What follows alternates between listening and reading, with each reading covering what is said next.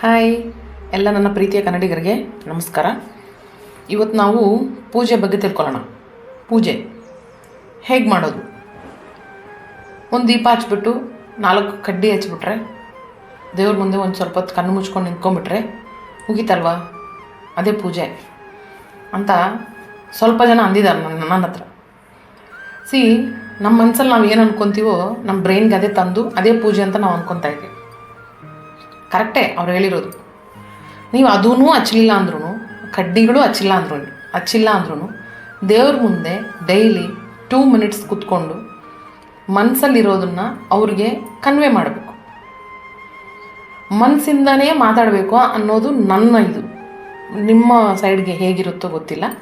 ನನ್ನ ಪರವಾಗಿ 2 minutes, that is call ನಿಮ್ಮ ಇದರಲ್ಲಿ ಮೆಡಿಟೇಷನ್ ಅನ್ಬೋದು. ಇಲ್ಲ, ಮೆಡಿಟೇಷನ್ ಅಂದರೆ ನಾವು ಡೀಪೆಲ್ಲೋ ಹೋಗ್ಬಿಡ್ತೀವಿ. ಇಲ್ಲ, ನಾವು ದೇವ್ರ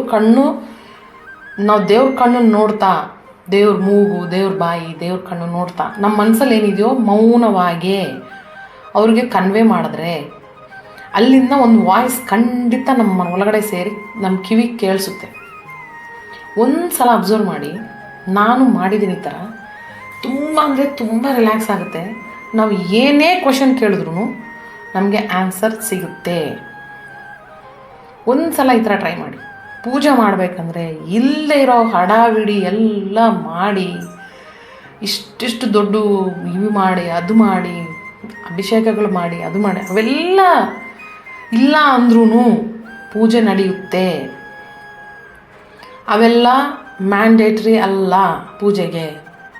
ನಮ್ಮ ಮನಸ್ಸು ಮಾತ್ರನೇ ಮುಖ್ಯ, ನಮ್ಮ ಜೀವ ಮಾತ್ರನೇ ಮುಖ್ಯ. ಅಲ್ಲಿ ಕುತ್ಕೊಳ್ಳೋ ಮನುಷ್ಯ ಮಾತ್ರನೇ. ಒಂದೇ ಒಂದು ತೊಟ್ಟು ಶಿವನ ತಲೆ ಮೇಲೆ ನೀರು ಒಯ್ದುಬಿಟ್ಟು, ಒಂದೇ ಒಂದು ಚಿಕ್ಕ ತುಳಸಿನೋ ಏನೋ ಒಂದು ರಾಯರ ಕಾಲ ಹತ್ರ ಇಟ್ಬಿಟ್ಟು ಮುಗಿದ್ರೂ ಅವರು ಖಂಡಿತ ಕಣ್ಣು ತೆಗೆದು ನಮ್ಮನ್ನು ನೋಡ್ತಾರೆ. ದಯವಿಟ್ಟು ಒಂದು ಸಲ ಅಬ್ಸರ್ವ್ ಮಾಡಿ. ನಮಗೆ ಟೈಮ್ ಇಲ್ಲ ಬೆಳಿಗ್ಗೆ ಹೊತ್ತು ಹಚ್ಚೋಕ್ಕೆ.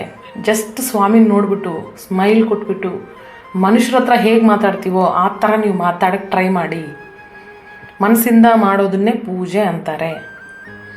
ಇದೊಂದು ನಾನು ಹೇಳಕ್ಕೆ ಬಂದಿರೋದು ನನಗೆ ಗೊತ್ತಿರೋ ಮಟ್ಟಿಗೆ.